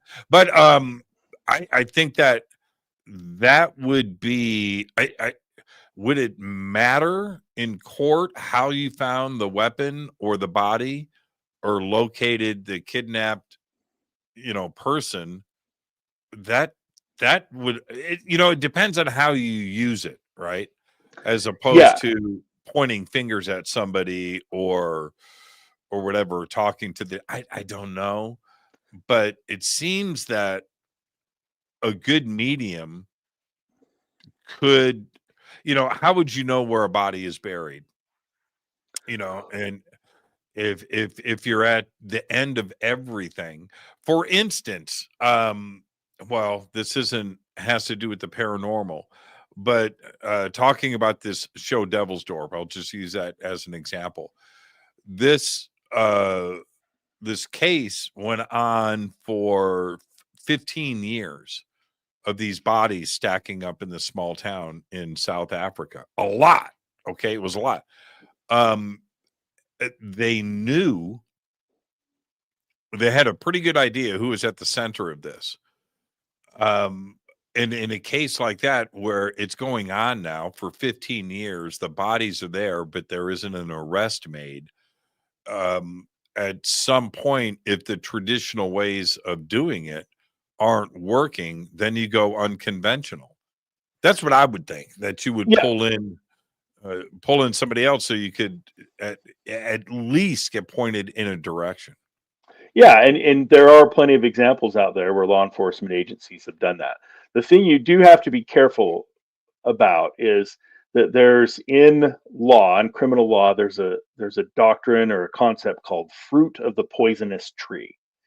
And with the fruit of the poisonous tree, what it means is that it doesn't matter uh, downstream what results you get if in the beginning that evidence was illegally or improperly collected. It doesn't matter if you find fingerprints, DNA, all that kind of stuff. Even if even if all of your processes were righteous and you did everything good, if there wasn't a warrant or it was illegally seized, then all that other evidence can be excluded. And the fruit of the poisonous tree, meaning that if the tree is poison, all the fruit is going to be poison as well. And so, I mean, that applies. That's usually discussed in, like, yeah, if there was an illegal search and seizure or a warrant wasn't obtained, something like that. It doesn't matter how good your evidence. And so you would have to be careful if the way you came upon this evidence or the way you found this evidence was brought into question in court by the defense attorneys. Like, you could lose the whole case if the Could you lose? initial Okay, finding okay. All right. Well, maybe we need to write some more law. I'll help you with that. But here, okay, so let me give you an example. You're at a dead end. You've got a murder weapon, right? No fingerprints on it. psychic, a medium touches it and says, huh, all right, a name just came to me. They give you the name and you write the name down and go, oh, well, you're kind of looking at that guy, that girl. Okay. But no. And you get it that way. And then you build your case and then you go back and look at things and then find stuff. It's if you got the name in that fashion, is that illegal? Does that throw out the whole case? Would a defense attorney pull that up and go, they used a medium to find my client? They could, because would the word of a medium meet the standard of probable cause? And so in order to get a warrant, in order to, collect a person's fingerprints or to search their house or whatever and get a warrant signed, a judge has to say, well, okay, I'm reviewing the facts of the case. There's enough probable cause. There's enough kind of other factors to warrant a warrant, right? Or, there's enough information here that we're justified in having a warrant. So depending on the case, the word of a medium probably, I'm saying most likely, would not be enough to have probable cause or to reach the level of probable cause to then go and do some of these other things. But you would have to do the research on your end and the investigation on your end based on that to build the probable cause. Like, for instance, okay, so the psychic goes, I see a blue Ford pickup truck. It's a 1980 F-150. License plate, I don't see it, but the first two digits are 55. Right? Of course, I'm making all of this up, but then you go and then based on that, start looking into Ford pickup trucks, and then that leads you to this and that has nothing to do with the psychic, does it? That just turns into good investigative skills. Yeah, and there's examples that you've seen in documentaries and different examples where people have used that for investigative leads, but you'd have to be able to legally develop other information enough to get probable cause somehow. So it wouldn't be the word of a medium wouldn't be enough to just have a judge sign a warrant and then go start doing all this stuff. You'd have to, through other investigative means try to run this down. Or now, what do you do when you're at that crime scene with the mother and daughter, right? Okay, you're there and you're being Paul, you're doing your thing, and then suddenly voice pops in your head, Bob did it. What do you do with that? Well, you would look really, really hard for Bob's fingerprints then. So. Since you're already there and the warrant's already signed, right? But yeah, it's interesting, and like there's some really interesting stories in the past. Man, the name of these people is failing me right now, but it was like I think in colonial times where this guy married a woman and she ended up dead, and they just kind of, I can't remember. I bet some of your listeners know exactly what I'm talking about, but the woman ended up dead, but she started to, and they thought it was just an accident, but she started to show up to her family members in dreams saying, hey, this guy killed me. My husband killed me.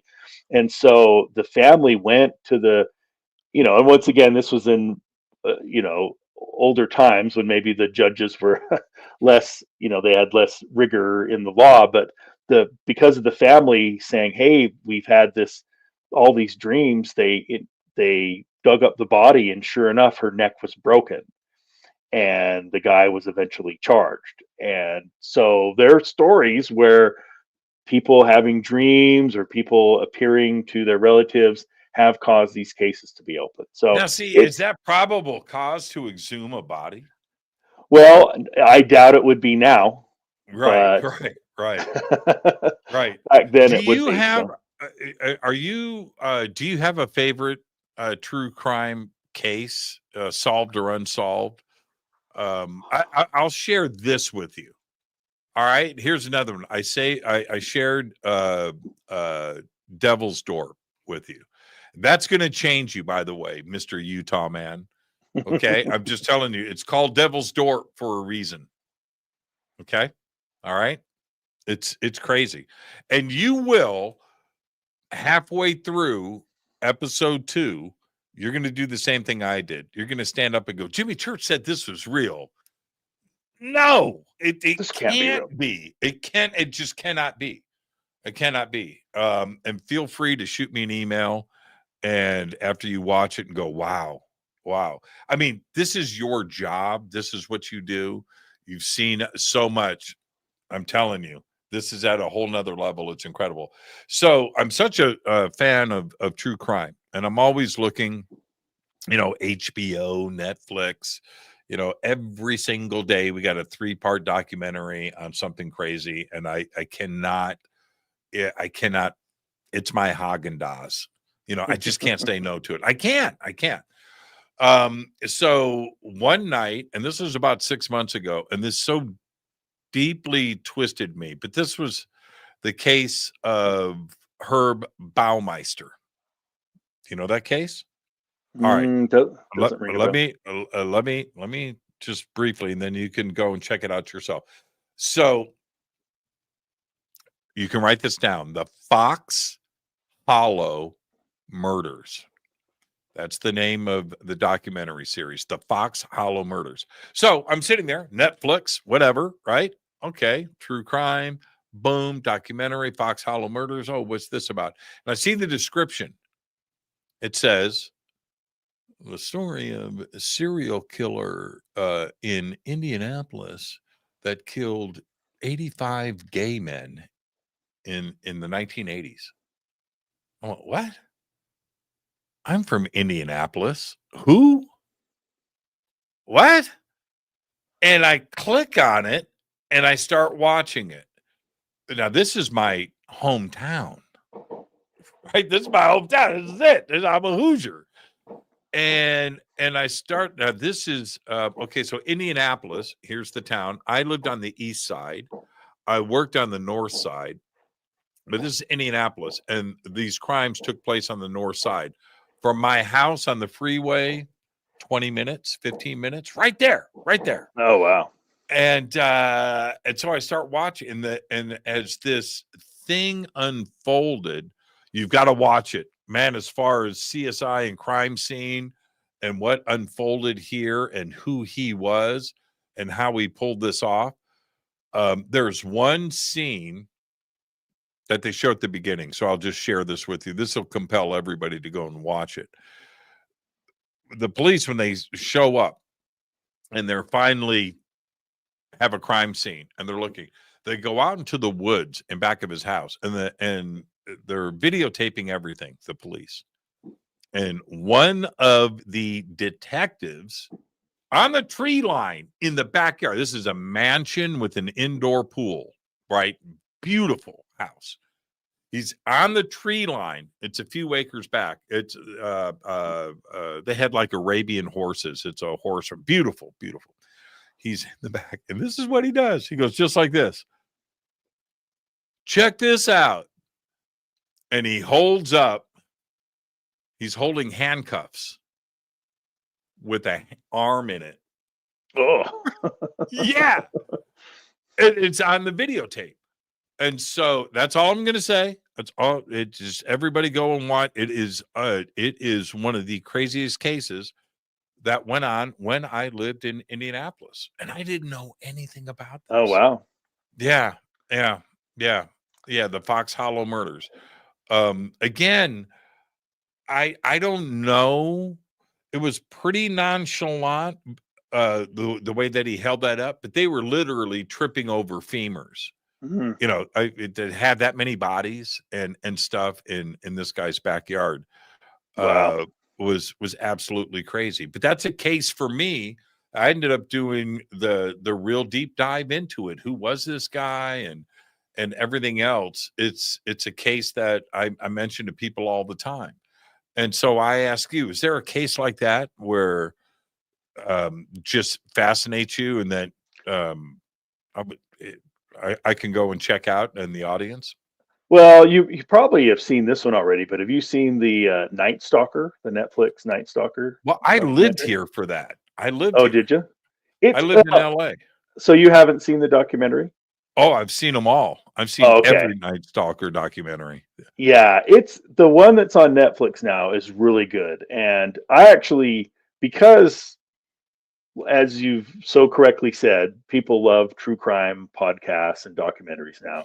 I actually use them in my intro to forensic and intro to crime scene classes as much as I can, because there's some of the documentaries have really good portrayals of the forensic process, and that Night Stalker one is really good. And so I have my students watch that, and then I have certain questions about it. They have to kind of break down how forensics was used and different things. And so I think that one's really good. And what I like about it, and I guess this kind of goes back to a topic we were talking about earlier, is it talks to the detectives, and you see how working those cases affected their lives, their personal Absolutely. lives.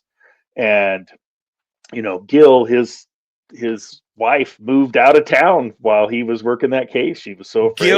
Gil, yeah. Now I lived in Pasadena when all of that was going down. Oh, wow. And I'm gonna say this, man. I'm 61 years old. Gil was one of the coolest people like ever. That is a cool dude. That is a down dude. Yeah, he That seems like it. he was on a mission, and he was all over. You have to be in LA at that time. It was absolutely frightening. It was crazy. That summer, the murders were getting reported on, and then the stuff happened in San Francisco, right? And so, but they were getting, and the next thing you know, I mean, it got to the point where pretty much nobody was going out at night, and all Mhm. windows and doors were locked in the city, and we were terrified. Oh, And yeah. then I lived in Pasadena, and then now we had murders in Monrovia, the city next to Pasadena. And because they were happening in other parts of LA. But yeah, and when it got to Monroe, I'm telling you, it gripped this city. And I can Gil, imagine. yeah, Gil, to this day, every time I see him on TV and those documentaries, I'm like, Gil, you the man. You the man. Well, there's a certain breed of detective, and they're the best detectives. I know a few around these parts. They take it personal. When there's a crime committed in their jurisdiction, especially a heinous crime like murder, it's not just a job for them. They take it personal. And those are the best detectives. They're not going to stop. They're not going to sleep. They're not going to stop until they get justice. Now, it screws with them. It's hard on their lives. It's hard on their families. Like divorce is rampant in law enforcement. It's really hard on families. But yeah, there's just a certain warrior hunter type out there that isn't going to stop until they see justice served. And so that's why, like that, like I said, that documentary is good. I like how they talk about the shoe print. One of the classes I teach at Weber State is about footwear impressions and how to document them and how to cast them and everything. And so that Netflix documentary has some good stuff on the shoe. And so Check him out. There he is, right there he there. is. Gil OG right Carrillo. there, the GOAT. Gil Carrillo, man. Yeah, he's awesome. Gil Carrillo. Oh man. You should I try to mean, get him on your show. I probably could. And I would really love that. Yeah, you got the chops. You could get him on. Oh yeah. I have a good producer too as well. But Gil Carrillo, and when they caught him, now we've all seen the video of the Night Stalker that day when he got chased down in the neighborhood and was on the bus, and then the crowd punch.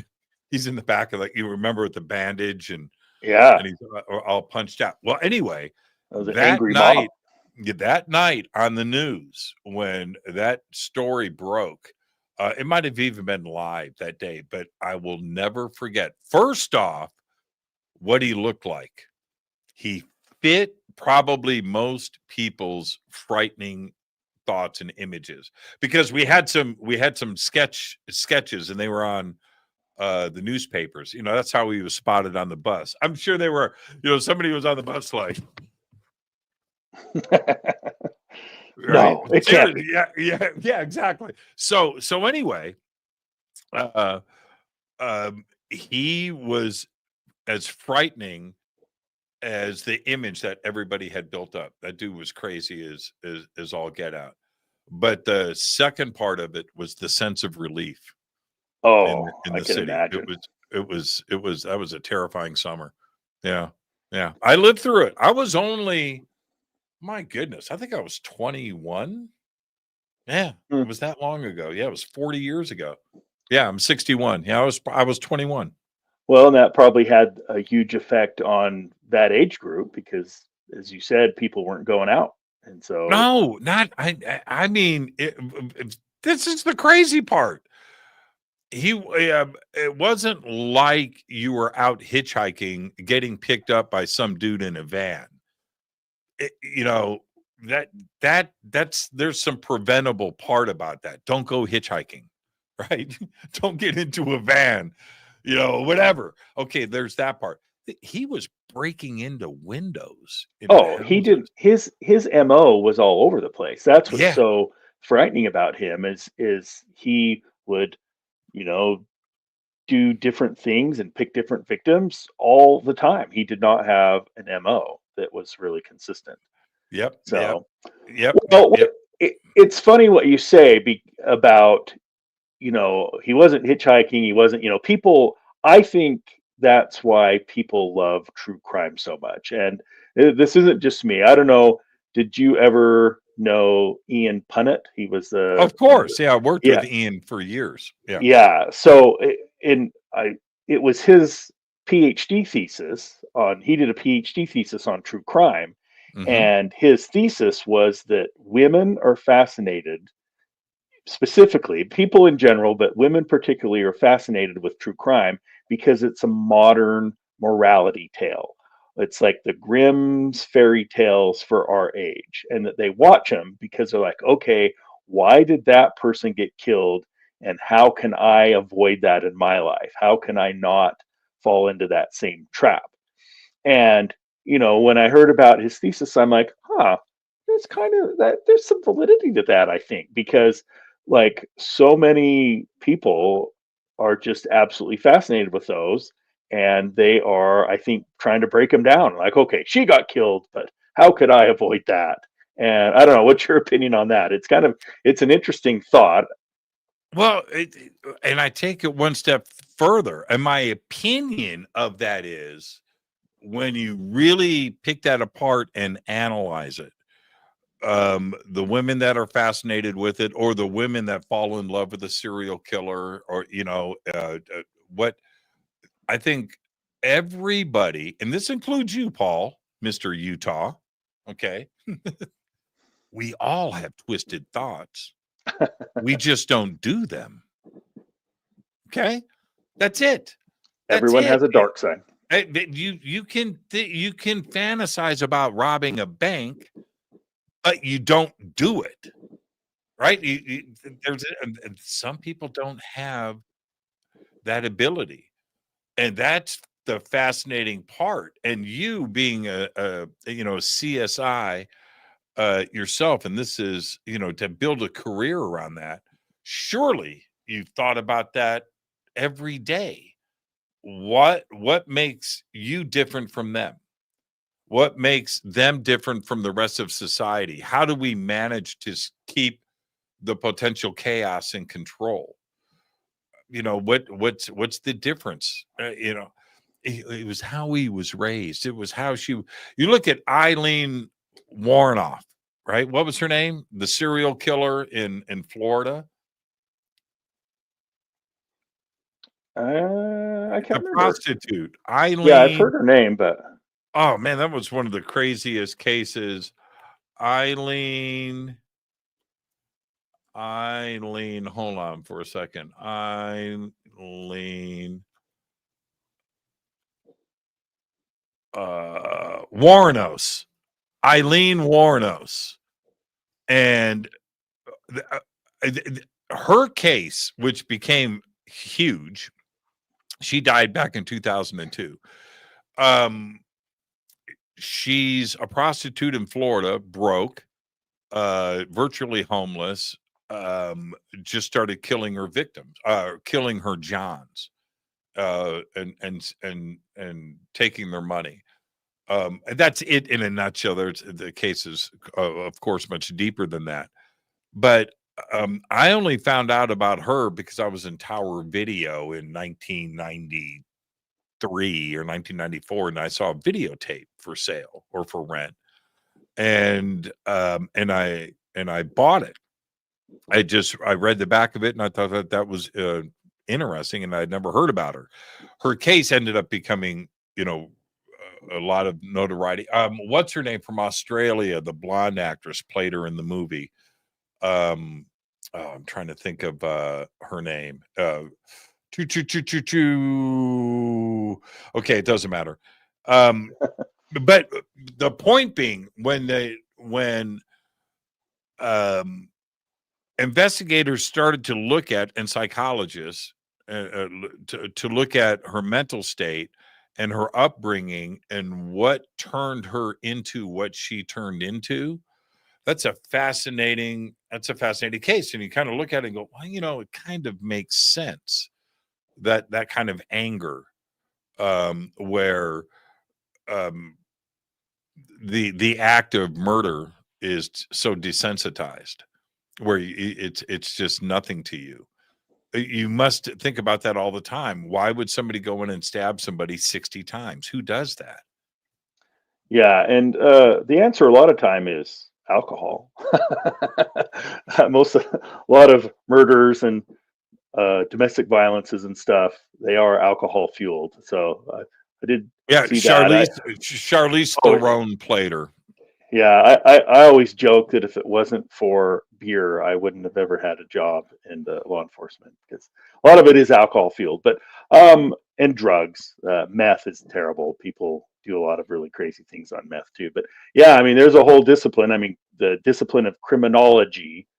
There's a lot of people who build their careers on one theory of crime over another, and I don't know, like, when I was getting my master's degree, I studied lots of different theories of crime, and I don't know that any of them describes all of them. Because, I mean, you can have two people from the same family that had the same parents, had similar experiences, and one will be, an upstanding citizen, and the other one will be a serial killer. And so, yeah, I mean, it is the age-old question: what causes someone to do that? So, I can't quite, when, okay, like, for instance, the Idaho murders. I'm trying to think of Koberger. Yeah, Kohlberger. He pled guilty. Yeah. We don't have a motive, and he hasn't given one. And we don't know of any association between him and those four students. One man and three women. Yeah. It's just not there. And here we have a guy that was studying criminology and all of the psychology behind crime, including CSI and crime scene investigation. This is all of his stuff, right? I think, wasn't he like, he worked for the university there for a minute, right? He was like a student aide and graded tests. I don't know, but the point is, he's supposed to be on the other side of the law, and then goes and commits this, but we don't know why. Yeah, and that goes kind of back to that true crime as a morality tale. Like, people want to know the motive for these things so bad. Like, if you watch media accounts, it's one of the things they always talk about. If something terrible happened, a school shooting or a bombing or whatever, why? People want to know why, because it's just, I think, in our nature, like if we find out why, oh, that person, you know, they were angered by being fired from their job. Well, we can maybe fix that in our situation. Like it's in human nature to try to know why. But I don't know. Sometimes that question can't be answered. It will be interesting if Koberger ever talks, because I know, right? maybe he's going to get the book deal of all time when he finally talks. You should watch. There's a good movie. Now it sounds crazy. It's called Opus. Okay. Check it out. It just came out, just released. And Opus the Penguin from Bloom County. Yeah. It's Opus the Penguin. That's my favorite Opus. Serial killer Opus. Watch Opus. It's not when you read the description of it, it doesn't make any sense or anything. It's really clever. It's really clever. It's about a 90s pop star, what would be a male figure in the 90s? It's just some big name. I don't know, Michael Jackson, Justin Timberlake. Madonna. Well, bigger than that, like Elvis, right? Okay, so I mean, worldwide, huge superstar that becomes a cult leader. Okay, and that's what the film is about, and it's a crazy ending. John Malkovich plays the 90s pop star, and that doesn't even make any sense. John Malkovich, pop star. Well, watch it. Nile Rodgers. John Malkovich is a cult leader, though. I'm telling you, it's really well done. At first, I thought, I only checked it out because of Malkovich. Okay, all right, but I got sucked in, and I'm glad that I did. It turned out to be an amazing movie, just well made. One last question: who was Jack the Ripper? Who was Jack the Ripper? No idea. Is there a way to apply CSI to something like that that's that old? So every few months seems like somebody's trying. The trouble with applying any forensic test to it now is that you don't know where the stuff that they're testing has been. Like there's no chain of custody to it. And so I thought, gosh, was it somebody recently was claiming they had some DNA results that proved who Jack the Ripper was? And I'm just like, but where's that been? How's that stored? Like there's no chain of custody. I mean, we're talking about some legal issues tonight. That's one of those things that will be fruit of the poisonous tree. If you have a piece of evidence and there's a break in the chain of custody, you don't know where it was the entire time, you can't account for where it is, then it doesn't matter what test you do on it, it's not going to be admitted in court. And so I love those Jack the Ripper ones. Like I'm very fascinated by that case. They're great. Okay, yeah. So what's your theory? Who is Jack the Ripper? Oh, I don't even really have a theory. I hate to disappoint you, but as much as I do love true crime, I'm really careful in watching them because I know that every filmmaker kind of has an agenda. Sure. And that they're probably omitting things that would go against their thesis on this. And so I don't really have an opinion necessarily on it. Well, I have a theory. I'm just going to throw this out there. You can look into it. I think Jack the Ripper was the Loch Ness Monster. That's my take. I've done a lot of research into this. I think it was the Loch Ness Monster. Lavera, says, Jimmy, is Paul aware of the Greenbrier ghost testimony that the judge allowed in the case? The only one apparently in U.S. history. No, is that... like I said, I don't know. I'll have to look. I'm going to write it down. I have so much homework. Like I'm the professor here. Why do I have all this homework from being your show here? But I will look up Greenbrier because there's another one. Man, it was in. Oh, I didn't know we'd be talking about this. I didn't look at some of these names, but what was his name? The Fortian guy. What was his name? yeah. Of course, Forte. Is it Charles Fort? Yeah. What was his first name? But in one of his books, he talks about a guy who was in the U.S. military that was killed by one of his barracks mates, and I think it was in the World War I era. And his family got visitations from their deceased son saying, "Hey, so and so killed me, so and so killed me," and they bugged the military so much they opened up the case again, and I think they actually did find the true murderer on that one. And so yeah, there's cases out there where it's been done. And yeah, and I hope I didn't come across as like, mediums are useless, because there you hear examples of it, but it's not as simple. Once again, TV really distorts it. The medium stands up in the back of the courtroom and says, "Hey, it's his brother who did it," and they're like, "Oh," and they arrest him and everything. It's just, in order to get a real case to the point where you get a conviction on it, there's so much legal procedure, probable cause, fruit of the poison tree, all these different things that go on, that it's just, I'm not saying it's impossible that something like that could aid. It's just, you would have to craft it really, really careful for it to stick. And yeah, I'll look up the Greenbrier case. Yeah, if it ever comes to it, give me a call. I got a couple of people I can send your way. Yeah. Well, it's so much so I trust them so much that my house is haunted, and it's a newer house, but it's haunted, right? I don't want to know what's going on here, but if I wanted to find out, I have friends that I could bring over, and I've had them over at my house, and they go, "Okay, do you want to know?" No. You know what's going on? I do. I've got names. Okay. Cool. So I'm not crazy.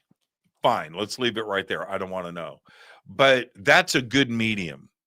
That's who you would want to be on the crime scene, because they could just break it all down and go, "Okay, this is actually what I see." Take it for what it's worth, but in most cases, it's pretty accurate. I knew a girl once when I was going through my undergrad studies. I was a good friend with her, and she could see the other side, man. She would have information about people's dead relatives, and some of that can be parlor tricks, Of course it can, but this person, Dude the Pug is not a parlor trick. Right. Yeah, and this gal, she would tell me stuff about my dead grandmother that wasn't a parlor trick. It was crazy. And so, I'm open to it. It's just, to get to a point where someone's convicted, that it has to be carefully crafted. There's a lot of rules and regulations, and rightly so. Obviously, the Constitution offers these protections, and absolutely, I wholeheartedly endorse that. But it's interesting. Yeah, I want to thank you for an absolutely perfect show tonight and an amazing conversation. And we've got the links up for all of your books, The Lost Stones, The Lost Minds, and of course, Fingerprints and Phantoms, True Tales of Law and of law enforcement encounters and the paranormal. So we've got the links below over at our website and throughout social media. Paul, perfect night on the show, and I look forward to our next conversation. Thank you so much. Have a great weekend. You too. Paul Rimmasch, everybody. Perfect night on the show. I'm your host, Jimmy Church. You know what I'm about to say. Tonight is my Friday. It's still your Thursday. All right. So I'm going to start my weekend now. I'm going to go watch some true crime. I've given you some good stuff to check out. Go and pick up Paul's books. Having a safe, fun, and amazing weekend. And I'll see you right back here on Monday. But for now, all I've got is go backly tapping. Fade to Black is produced by Hilton J. Palm, Renee Newman, and Michelle Freed. Special thanks to Bill, John, Dex, Jessica, Dennis, and Kevin. Webmaster is Drew the Geek. Music by Doug Aldrich. Intro, Space Boy. Fade to Black is produced by KJCR for the Game Changer Network. This broadcast is owned and copyrighted 2024 by Fade to Black and the Game Changer Network, Inc. It cannot be rebroadcast, downloaded, copied, or used anywhere in the known universe without written permission from Fade to Black or the Game Changer Network. I'm your host, Jimmy Church. Go back, Lee Tappy.